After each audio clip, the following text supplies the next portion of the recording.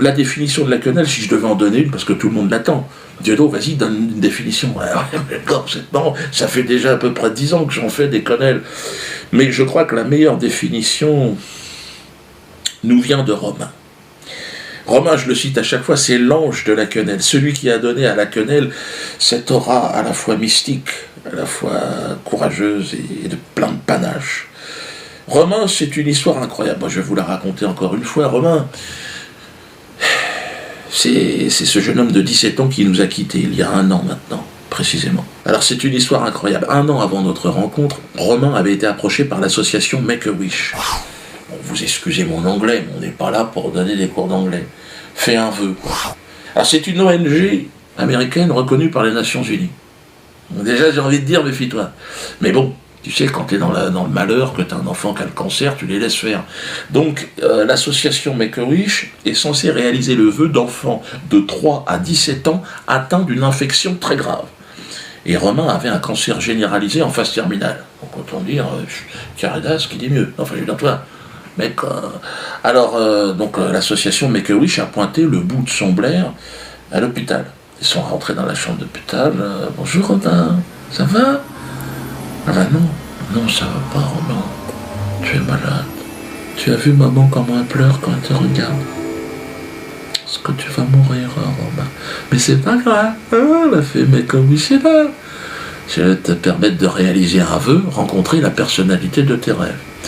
Donc, comme je vous l'ai dit, Romain, à ce moment-là, bon, il est plus tout frais, il est quasiment une momie, le gosse. Il a plus les joues roses, t'imagines bien, il est déjà en cuir. Puis tout est niqué parce que c'est généralisé.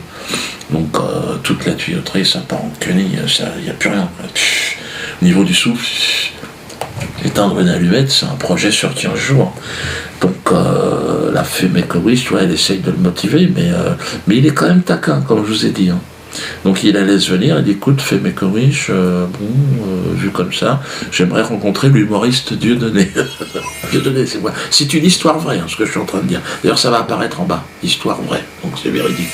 Évidemment, la fée Make-A-Wish, quand elle entend mon nom, ou comme c'est une association plus ou moins israélienne, elle dit merde, elle appelle le médecin, vite, je crois qu'il fait un AVC, l'enfant. Alors le docteur arrive, non, il ne fait pas du tout d'AVC, elle fait Make-A-Wish.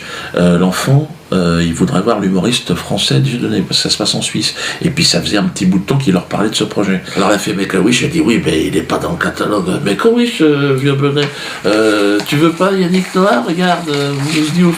Alors tu dis non, tu m'emmerdes avec ton Mousdiouf, je veux voir Dieudonné.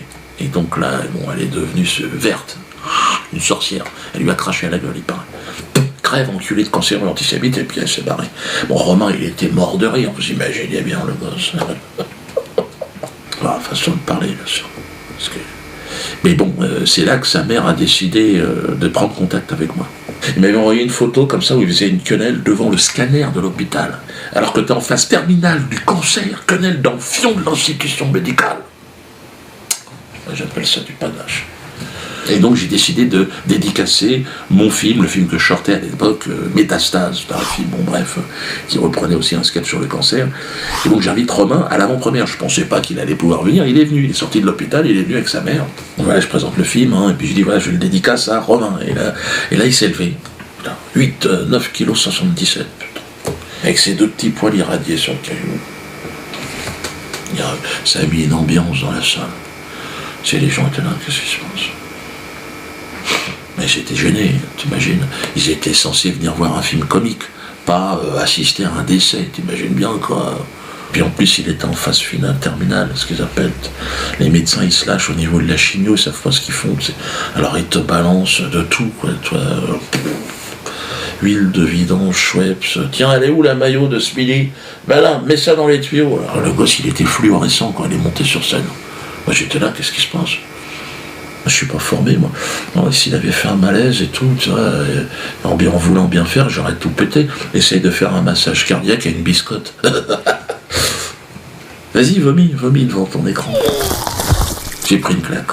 J'ai compris où on en était. 25 ans de métier sur scène, donc j'ai l'habitude. Quenelle sur quenelle, j'ai rien vu. Il a commencé, il est arrivé, il a dit j'ai fait ça va? Il m'a dit quenelle, Diodo, quenelle. Parce que Il était au pied du mur, le mur qui sépare le monde des vivants du monde des morts, tu vois. Et puis nous on était derrière, qu'est-ce que tu fais Romain? Quenelle. N'ayez pas peur les gars, n'ayez plus peur. Quenelle dans le fion de la peur. Hein? Et c'est ça qu'il a laissé et qu'il laissera encore pour un petit bout de temps. C'est Romain qui a donné ses lettres de noblesse à la quenelle. Hein. Geste de panache, de courage et de foi en même temps, à la fois révolutionnaire et mystique. On s'est libéré dans nos têtes, donc ça on ne peut pas revenir en arrière. La quenelle est en train de bouleverser cette société. Et je dois dire qu'il faut se rapprocher au maximum de ce que Romain nous a laissé, c'est-à-dire le courage, et de ne plus avoir peur. Hein. Il ne faut plus avoir peur.